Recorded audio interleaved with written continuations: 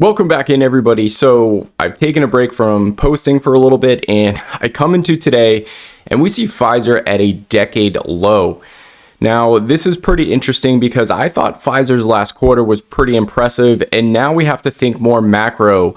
Now, I want to say first and foremost, I've been pretty bullish on Pfizer underneath $26, $27 a share. It is now under $25 a share, and obviously this would be an entry point that I'd be recommending.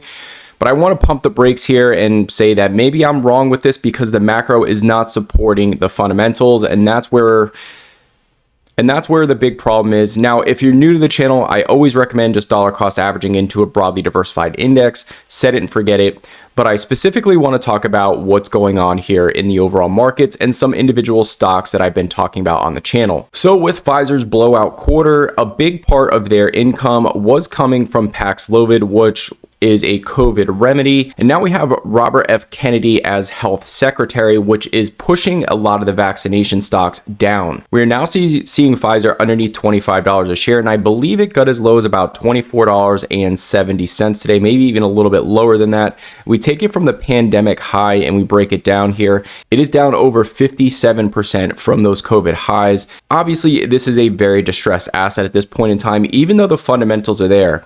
And so the first thing I want to say is fundamentals are normally a horrible timing mechanism, meaning that you could be right on the fundamentals and it could be a year or two before those start coming to fruition and stock appreciation takes place. A better timing mechanism is definitely going to be your technical analysis. Are we getting a bearish to bullish reversal? Are we getting a bullish to bearish reversal? Is the stock formulating a reverse head and shoulders or a head and shoulders?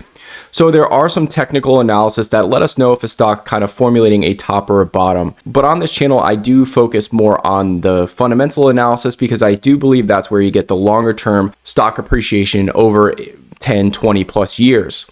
Strong fundamentals and strong EPS growth, stock appreciation will eventually follow those two items. And so now we're battling with an interesting perspective here that yes, Pfizer did seem to hit a bottom here. They are growing earnings, they are growing revenue. Because of what's taking place politically, it is putting pressure on the stock.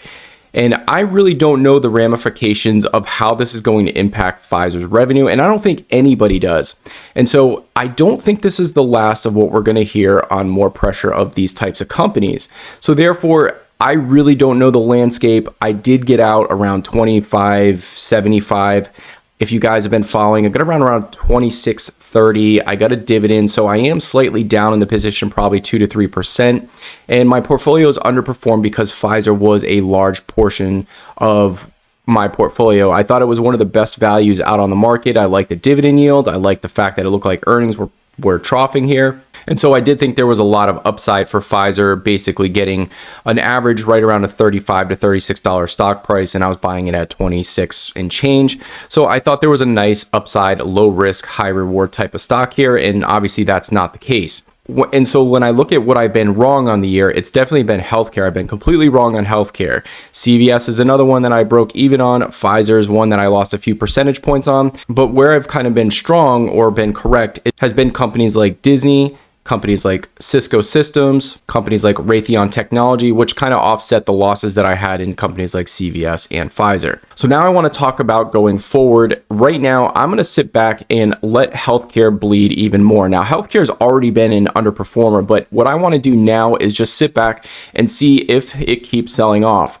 I'm not really sure what the outcome is going to be, and therefore I don't have a clear picture of the future, so therefore I really can't participate in what's going on. Now, as much as I'm annoyed with what's taking place with the healthcare system, I do think there needs to be a revamping that takes place.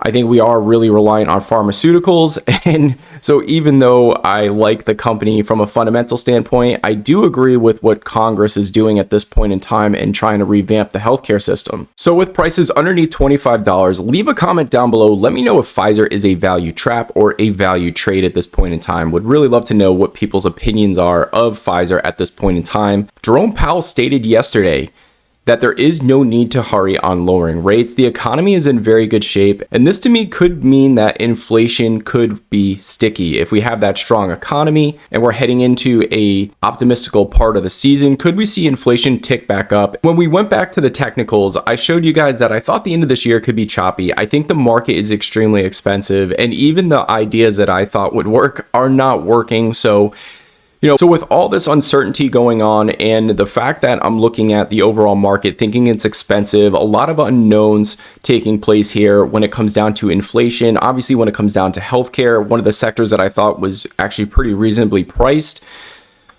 it's led me to now kind of sit back, earn about a 4.5% yield. And after the sell-off in Pfizer, I'm underperforming the market slightly, waiting for kind of things to unfold here because I just think there's a tremendous amount of uncertainty.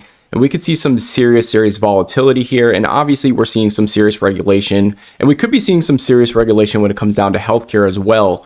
So as always, ladies and gentlemen, appreciate your time. Just wanted to come on here, took a vacation, came back, and then saw exactly what was going on. And over the last couple of days, trying to figure out exactly what I want to do here. And as of right now, with yields kind of creeping back up here and with where markets are trading, I just think it makes sense to sit back, build cash, and reevaluate some things once we see how things are going to actually start playing out here. Because even though the fundamentals seem correct in a lot of areas and our analysis is stating that these could be great opportunities, the problem that we're seeing is there's political problems to deal with. Even in consumer staples, I think there could be some issues. And then we look at healthcare, there could be a revamping in healthcare. So we start taking a look at all of this, and it's a really uncertain time. And so there are some areas where I think you can hide in. And as always, guys, really appreciate your time. That's my 2 cents, and we will see you all in the next one.